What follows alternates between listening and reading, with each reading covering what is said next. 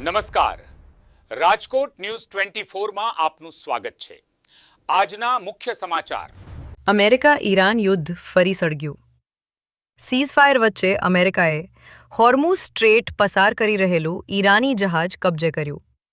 જવાબમાં ઈરાને અમેરિકાના જહાજો પર હુમલો કર્યો। અમેરિકા ઈરાન વચ્ચે આજે પાકિસ્તાનમાં થનારી શાંતિ મંત્રણા નિષ્ફળ।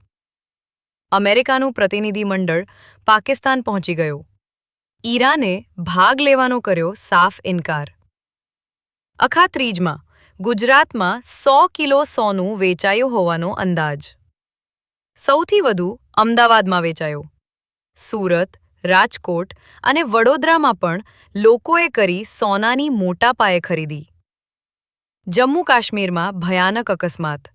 ઉધમપુર જિલ્લામાં મુસાફરો ભરેલી બસ અકસ્માતે પલટી જતા 15 લોકોના કમકમાટી ભર્યા મોત, અનેક ઘાયલ।